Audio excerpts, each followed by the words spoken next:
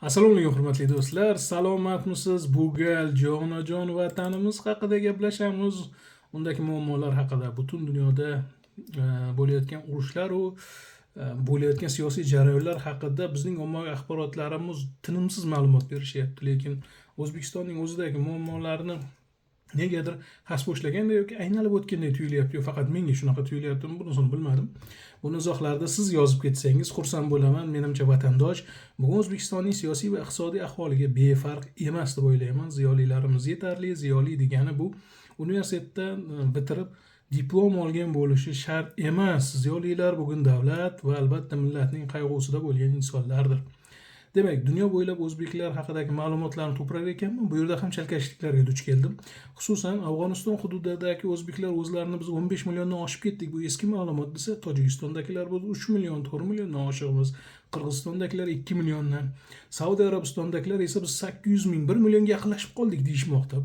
Bu qanchalik to'g'ri? Men buni aniq bilmayman. Agar siz qanaqadir bu yerda xatoliklar ko'rayotgan bo'lsangiz, mamnun bo'lardim.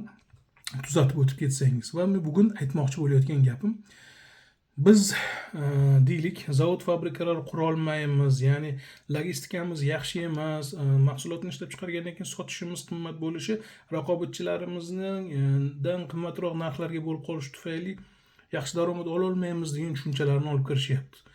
Bitta zavod yoki fabrika odamlarni ish bilan ta'minlash uchun qurgandan keyin uning ortidagi ishlab chiqarish, o'zini o'zi qoplashi, soliqlardan ozod qilingan taqdirda ham ishchilarning ta'minoti va barchasini qo'shib hisoblab logistika nuqtai nazaridan biz raqobatchilarga yutqazib qo'yar ekanmiz. Shuni bahona qilib biz butun dunyo bo'ylab o'zbeklarni migrant qilib sochib yuborgan ekanmiz. Nega Tashqi ishlar vazirligi diasporalar faoliyatiga kuch bermaydi va mablag'larni mana shu faoliyatga ajratmaydi? Butun dunyo bo'ylab yashayotgan o'zbeklarni birlashtirishga, ularning deylik, mana o'tgan kun yomon xabar eshitdik, Yevropada oqqushlarni so'yib yeb qo'yishibdi. Turli saviyadagi insonlarning migrant bo'lib ketgani tabiiy hol. Buni oldini olish uchun nimalar qilish kerak? O'sha davlatlarning qonunchiligi bilan elchixonalar ommaviy tanishtirib bormaydimi? Elchixonalarning Telegram yoki rasmiy saytlaridagi faoliyatlari qay darajada? Mening bilishimcha ko'pgina elchixonalarda qimmat to'lovlar evaziga bir varaq qog'oz sotib olish uchun navbatga turadi O'zbekiston vatandoshlari va imkon qadar shu ishim tushmasin elchixonalarga deb o'zlarini uzoq tutishadi, hatto o'zlarini doimiy yashash joylari ro'yxatga ham qo'yishmaydi. Nazarimda migratsiya va bu Tashqi ishlar vazirligi diasporalar faoliyatiga chuqurroq e'tibor berish kerak.